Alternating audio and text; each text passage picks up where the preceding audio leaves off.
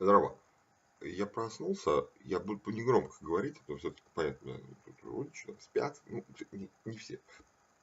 Батя бродит где-то. Я сейчас прикрою опять занавес и буду тихонько рассказывать. У меня есть благодарный слушатель, как вы уже поняли, это Сергей Пужов. Ему посвящено, наверное, 5 уже передач, может 6. По-моему, он уже как минимум установил определенный рекорд.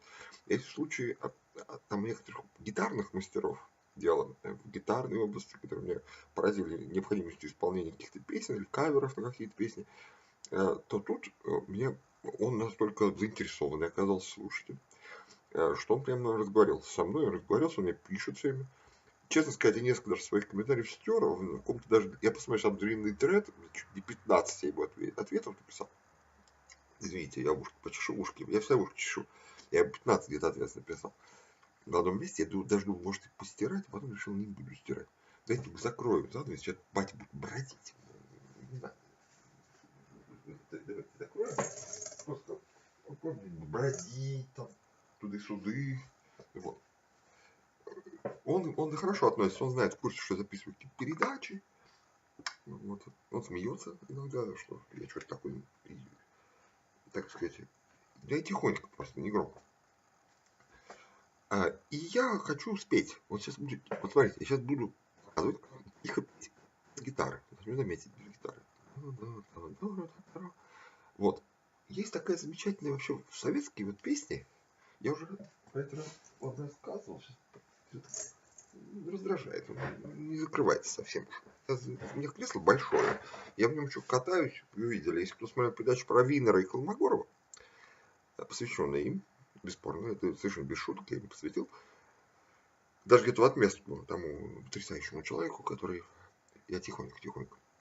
Семен, Сергей Пыжов, я в отместку где-то даже этому человеку где-то писал как бы в противоречие ему, что есть какие-то люди действительно, на которых можно ориентироваться в своем направлении жизни, может никак не на его направление в жизни, никаким образом.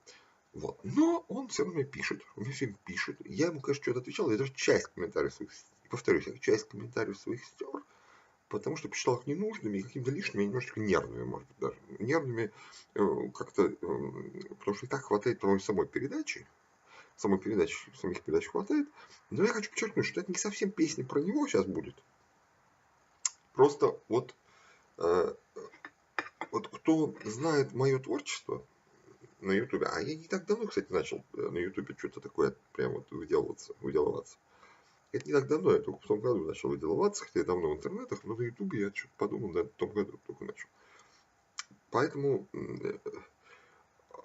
для меня многие моменты в новинку оказались, некоторые, и многие, и некоторые моменты, но некоторыми я ознакомлен. Ну, то есть, я уже говорил о том, что придурков много на земле. Вот. Так, я к чему говорю? Есть такие, на самом деле, придурочные, так называемые, советские песни. Вот. То есть, я уже, вы если поищите «Мы тяпки» песенку, мои поищите «Мы тяпки». Я там еще потом разбор советской эстрады делал. И есть такие мотивчики, понимаешь? Я про это еще детские сады про СССР сделал. То есть я хочу постепенно, в чем фишка вот рассказов, там, видите, я проснулся. В чем фишка рассказов, я хочу немножечко заскочить с темы этого Пыжова, чтобы он меня не морочил мне голову. Он мне уже надоел сразу. Ну, и, то есть я записав несколько передач, все, он как бы... Но все равно он как бы, да, витает как-то в воздухе, какой-то Пыжов. Пыжов в космосе. Это сферический Пыжов в вакууме такой. Совершенно сферический, который мне сказал, что он готов со мной встретиться, показать мне какие-то чеки. Или имеется в виду чеки каких-то ставок, видимо, что ли, в каких-то конторах, что ли, он ставит. Прямо на улице, видимо, в этих будках, что ли, он ставит.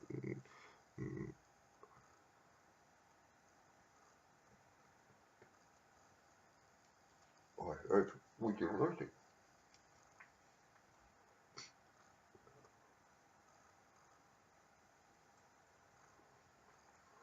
Будете дождик?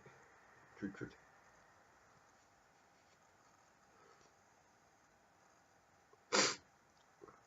Вроде никаких соплях-то нет, ну просто так, что-то у меня ощущение.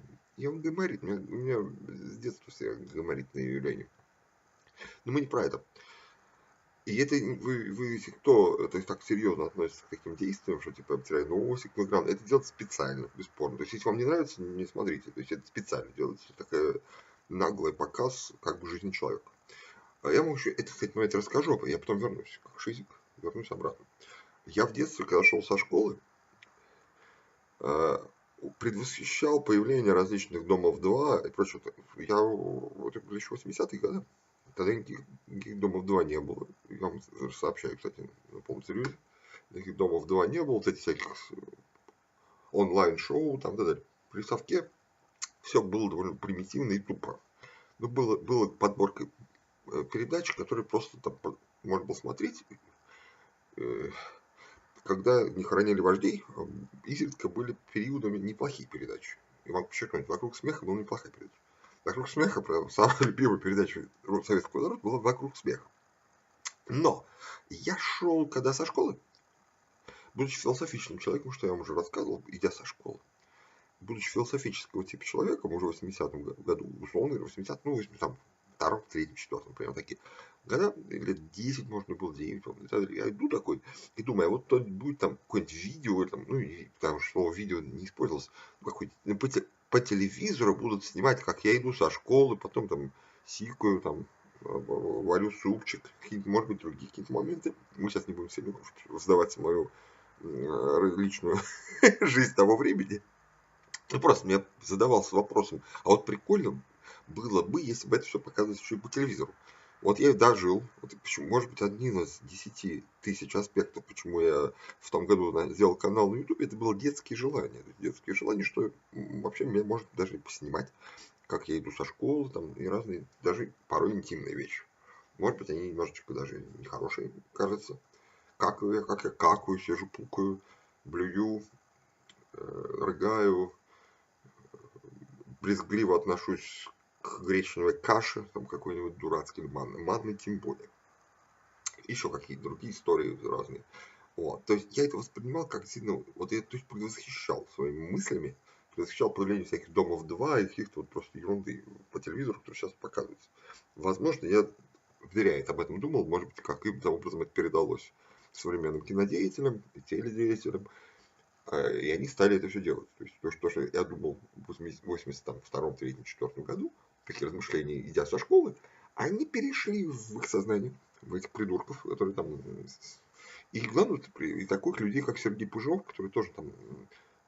Тоже он что-то решил, он что-то подумал, понимаешь? Вот жаль, я где-то, вот я всегда... Вот почему я рассказываю про Колмогорова и Винера, что умные люди всегда немножко стесняются зачастую своих мыслей. Вот я тоже умный человек, я вот стесняюсь иногда своих мыслей, то есть мне иногда кажется, что сейчас лучше даже был зря, вот я в детстве я очень зря думал о том, что вот было бы интересно, как бы меня вот снимали, как я вот пукаю там, например, и сикаю, вот прикольно, я просто, ну, я анализировал, что по телевизору показывают всякую там похороны Брежнева, например. Ну, вы, кто не знаете, просто показывают похороны Брежнева. И это очень интересно, конечно, рассматривать. А я рассматривать похороны Брежнева как потом другие передачи по советскому телевидению. Я делал выводы, а может быть, это вообще можно там снимать, как я, что-то делаю, какие-то разные действия, что различного типа. Вот. Вот. Ну, как выяснилось, тут на Ютубе не совсем уж какие-то активные действия лучше не показывать, как я понял.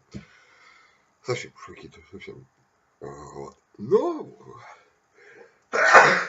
извините. То есть, видите, вот я демонстрацию сейчас демонстрирую, как вот чихнул. Например, чихнул так сильно. Я могу сейчас почихать. Это чихание в прямом эфире. Почти прямом. Полупрямом эфире. Ну вот. И я то есть с детства задумывался. Я же буду долго чихать, не волнуйтесь. И это, кстати, будет записано в видео, как вот выложено будет. Вот. Это практически подтверждение тех слов, которые я рассказываю. Как я чихаю, там, как я проснулся. Пошел в туалет, там, и всех дел. Я об этом думал уже в детстве. Вот. То есть это воплощение детских мечт. Воплощение детских мечт. Я говорю, тихо, стараюсь, но чихаю громко. Стараюсь Ой.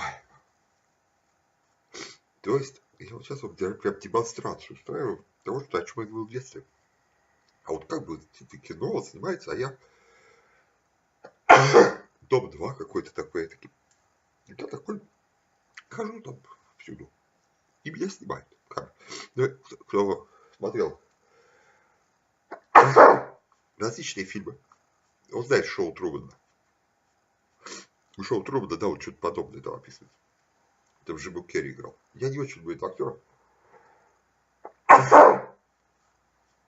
Не очень люблю этого актера Джима Керри. Но это именно роль ему удалась. Он такой, мне, честно говоря, маски его бесит. Видите? Назовем так, чихание на камеру. Почихивание. Видите, как интересно. Почихивание на камеру. Обычно чихание прекращается в совершенно неожиданный момент.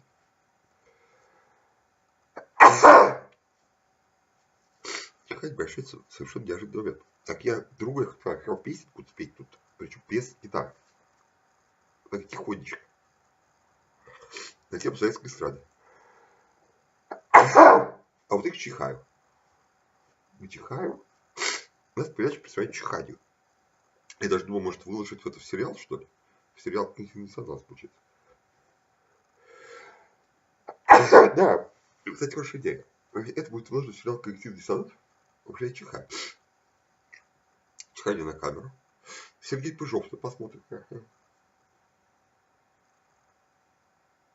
Ну что, еще чихаем.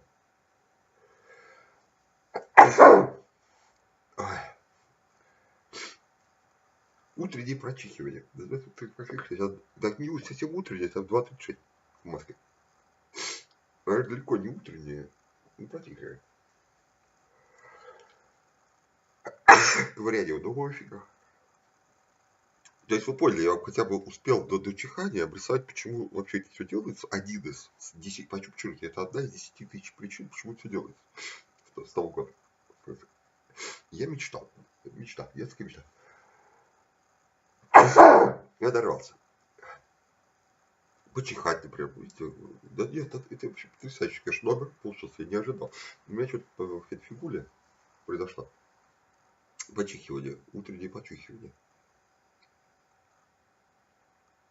Ну и что еще чихаем? Сейчас, подумаю, просто лежу. Ну, обычно само проходит. Вот. Ну, вы поняли, меня передача у меня длинная, 30 минут это вообще не время. То есть 13 минут, это я только даже еще понял, что эта передача войдет в сериал «Коллективный диссонанс». И я говорю тихонечко. Вроде пугать. Уж совсем всех. Но чихаю громко. Я просто не такой скрытый всегда гайморит с детства. Присутствует такой скрытый гайморит. Мне чуть там начнет что-то стекать куда-нибудь, чуть ковыряет какую-то носоглотку. Я не хожу давно никаким врачам, никаких таблеток. Вот. Нет. Но такой эффект у меня известный. Хорошо. Хорошо, что, да, может, это номер. Плюшек у меня нет никаких. И вот. Так я хотел, на самом деле, спеть песню. Просто, конечно, с таким вот чиханием спеть песню не получится. Извините. Вот. То есть здесь вообще полный такой беспредел. Такого рода номера. Вот. Мне устраивает, что у меня там 8-2 бывает просмотр. Бывает 14, бывает 46. Это меня совершенно устраивает, мне не нужно много, и вообще все это прикол.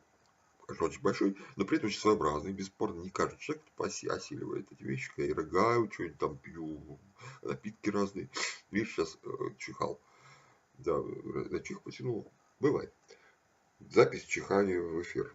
Да, ну я объяснил хотя бы, почему это произошло. То есть я специально не настраивался на чихание, что сейчас буду чихать. Оно пошло само, но я объяснил хотя бы почему. Я не боюсь это записывать, даже выкладывать. Потому что в детстве я там размышлял о том, что всякие мои, даже потом какие-то функциональные какие-то обязанности, посикивание, покакивание и, возможно, почихивание, там, даже, может быть, я, конечно, блевать не буду на экран, честно сказать. Это тоже слишком испугает вас. ну, по крайней мере, рассказы про то, что, например, чисто вот такие позывы, и в философском, понимаете, слово, допустим, вот глядя на какого-нибудь Сергея Пужова, мне хочется болевать, например, на еще кровати рядом. Просто чисто позывы. Типа вот такого рода. Я, кстати, он понял, кстати, он, естественно, он, как любые все люди, немножко не глупый. Он понял, что рассказ про девочку, которая обкакалась, а мы там смотрели в детском саду, что это где-то история, ну, о том, откуда берутся, ну, такие, как он. Ну, то есть это такое происхождение видов такое у него произошло. Он понял это, я уверен. Такой сложный, у меня сложная была метафора. Это была метафора. Видите, я поясняю вам, что означала метафора про девочку, обкакавшуюся. Он понял это. Он такой продукт обкакавшейся девочки. Это бывает. Такие происхождения видов. Происхождение видов человечества зачастую происходит из таких вот каких-то ужасных ситуаций. Вот. Ну ладно, я не хочу слишком зацикливаться на нем. Я все пытаюсь от нее отъехать, от темы. То есть во многом этот смысл прячу, отъехать от темы про Сергея Пужова. Как бы закончить на ней. Я сейчас уже не буду чихать. У меня, естественно, почихавшись, габарит опять как раз. Вот я тоже могу раскрыть тайны. Почему я часто вытираю носик, потому что у меня какой-то габарит всегда присутствует по жизни. Вот, вред я его никак не лечу, вот какой-то вот такой неявный присутствующий габарит всегда есть, поэтому уж не извините. Шмыгаю носом, там, вытираю его. Есть такой. Вот, такой просто перманентный габарит. Вот, видите, вот даже габарит вызвал чихание. Мы сейчас ведь про медицину даже практически с вами говорим. Но я хотел исходно спеть песню и прям тихо. Естественно, вот это разоблачение, понимаете, вот многие любят какую-то дурацкую такое произведение Булгакова «Мастер и Маргарита», там сеанс черной магии с ее разоблачением. Я ненавижу это произведение, конечно, ознакомился с ним хорошо, и знаю прекрасно булгаковедов, это совершенно безумные люди, и совершенно дикие, еще хуже, чем Сергей Пыжов. Я уже не могу сейчас вот по любому поводу упоминать его теперь, это меня зациклило на нем. Ну, в общем, вот тоже такой, они тоже все такие вот такие булгаковеды, вот они такие тоже какие-то заработок на ставках такой своеобразный. Вот люди такие вот сторонники Булгакова, но, естественно, как любая хуйня всякая, она тоже, конечно, притягивает за уши, как я вот притягиваю за уши Сергея Пужова теперь по любому поводу, но он теперь вошел уже в меморис у меня. Так что у меня в меморис находятся какие-то эпизоды из Булгаков «Мастер и Маргарита», у меня куча сразу образов, я знаю булгаковедов некоторых, люди совершенно ужасные, есть прямо вот сказать. Вот, но там есть сеанс черной магии с разоблачением. Вот я тоже могу объяснить некоторые приемы технические, технологические, которые я использую в этих самых. То есть, бесспорно, это какие-то сложные метафоры. То есть, сложные зачастую метафоры. Метафоричность. Где-то я хочу подчеркнуть, это вы заметили уже, где-то она подчеркнута у Бориса Гребенщикова, который тоже любит интересную метафору зафигачить. И типа думай сам. Разбирайся сам. И я совершенно с ним согласен, потому что нехрен давать все прямым текстом, а нужно дать сложные метафоры. Я просто хочу готовить, я накачиваю, чтобы спеть, потому что я открыл сейчас вот даже уже блокнот. И я сейчас шмыгаю носом, у меня открылся говорит, я почихался. В приступ говорит у меня какой-то. А с забитым носом не очень удобно. Сейчас. Мне что-то спеть это все. И главное, понимаете, я записываю практически полустрим такой. То есть я не хочу перезаписывать, потому что сколько я уже наговорил. И мне нужно себя немножко раскачать. Ну, во-первых, мы сейчас вот эту тяпу сделаем тяпу. Это тяпа. Вообще вот, давайте проклассифицируем. 19 минут проклассифицируем. Есть напитки лимонадики, типа, у меня два типа напитков. 3. Нет, давайте 3. 3. Первый напиток это лимонадики, вы видели. У меня сейчас нет его. Ну, очень отдаленно к ним относится рислинг. Отдаленно. У меня, вот он, нет, подождите, он тут что-то осталось, вот даже вот, ну вот он налит вот сюда, бокал неправильный, конечно, это на самом деле для коктейлей, ну можно пить и в нем. Это лимонадики, значит. Но это в основном игристые вина, но можно и просто вина. А другой вид напитков это тяпа, это тяпка такая налита, вот. Я даже еще раз ее покажу, ничего страшного. Меня уже пугал Сергей Пыжов, что он сейчас меня куда-то каким-то образом заблокирует за пропаганду алкоголя среди населения. Пропаганды тут никакой нет, даже скорее антипропаганда. Посмотрев на меня, некоторые люди, я думаю, бросят пить. То есть, если увидит такого человека, что человек тут еще употребляет в прямом эфире, рыгает, чихает, кашляет, вытирает носик через каждую секунду, и люди бросят пить, наоборот, то есть обратный здесь будет эффект скорее. Тут я поясняю Сергею Пыжову, что эффект будет скорее обратный для людей. Некоторые люди бросят, может, пить, даже, может быть, пойдут в монастырь, даже некоторые, увидев такого с бородой, увидев мою бороду, они пойдут в монастырь какой-нибудь, монастыри какие-то пойдут, монастырских деятелей станут, какие-то посвящения какое-то примут совершенно, и даже вот ужасным образом там будут, ну, не знаю, молиться. Некоторые молиться будут. Я думаю, в этом совершенно уверен. Кстати, некоторые люди меня видят на улице и начинают креститься. Я знаю, это не шутки, это правда. Я даже шел, какая-то женщина начала перекрещаться. Она подумала, что я поп, либо Иисус. То есть у меня тут два варианта. Либо я какой-то местный поп, либо Иисус. Это вообще очень большой предрассудок, потому что я ношу бороду скорее из языческих соображений, ближе к язычеству. Я не язычник, но ближе. Я близок к язычеству, потому что борода – это символ солнца для меня. Вот. Может быть, старообрядческий, хорошо, если угодно. Но я не предложу никаких религий, а полный атеист, совершенно последовательный. Я вкладываю такой смысл, короче говоря. Спонтанно вкладываю такого рода смысл. Но люди некоторые крестятся. И мне, да, я не против, в принципе, крест это старый какой-то символ. До христианского еще был. И понимаете, что он значит? Если сказать, он здесь прямо заявить, как философ и религиовед. Это я все готовлю, сейчас петь еще буду я. Ну, тихо, очень тихонечко. Я раскачиваю, так сказать. Давайте, я все никак, ну, если начну опять чихать, небось, ну и пока не чихается. Песня совершенно потрясающая, поэтому ее сложно спеть. Тут проблема исполнения этой песни, что ее сложно спеть. Когда у тебя обнаружится геморрит, резкий приступ, но мы раз уж решили, значит, это так и надо. Габаритные какие-то явления. Да, вот когда козюли не свисают, но вы просто не чувствуете, просто не знаете, у меня есть внутри ощущение постоянное. Вот видите, шмыгание такого. Что-то накопилось что-то. Непонятное что-то. Вот, какие-то явления. У меня приступ гайморита. Вот. Мне еще хочется как представить это произведение. Я уже говорил, начало уже, зачин был, заключался в том, исходный зачин, видите, сколько он к нему пришел. Зачин, что я терпеть ненавижу советскую эстраду. Причем даже такие и в голове, но при этом в голове сидят какие-то мелодии. Понимаете, такие мелодии совершенно уродливые. Если честно вам сказать, уродливые. Даже при том, что вот какими-то абстрактными искусствоведами они считаются какими-то такими известными, знаковыми песнями, такими прям. С одной стороны, с другой стороны, можно их, конечно, спеть в таком прикольном стиле.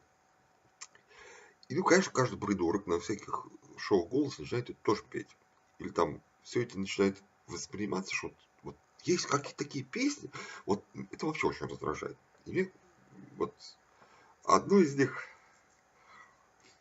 это вот я напою сейчас исходный вариант. Команда молодости нашей, команда, без которой мне не жить, ля-ля. Вот, это понятно, команда молодости нашей. Меня ничего, кроме рвоты, вот ерунда не называет, если прямо сказать. Вот, можете удивляться моему художественному вкусу, но я ненавижу эту песню совершенно.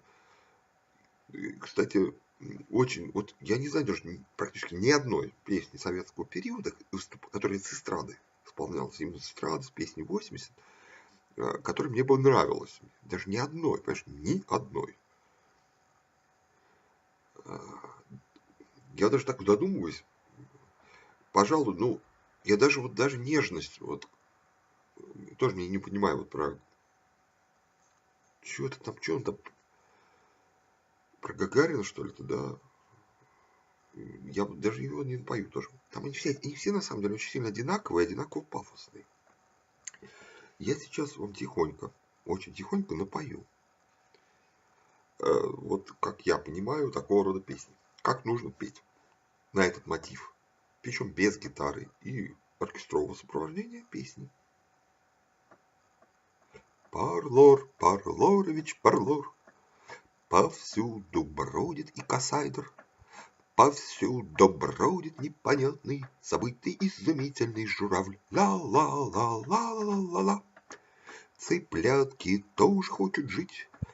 Повсюду бродит дядя Миша, повсюду есть козлятки и уют. Му-му, ку-ку, бубу-цып-цып. Повсюду бродит чеботарь, повсюду бродит повсеместный, забавный, неожиданный ослец. Ла-ла-ла-ла-ла-ла-ла. Цыплятки тоже хотят жить. Повсюду бродит дядя Миша, повсюду есть козлятки и уют. Я-ла-ла-ла-ла-ла-ла.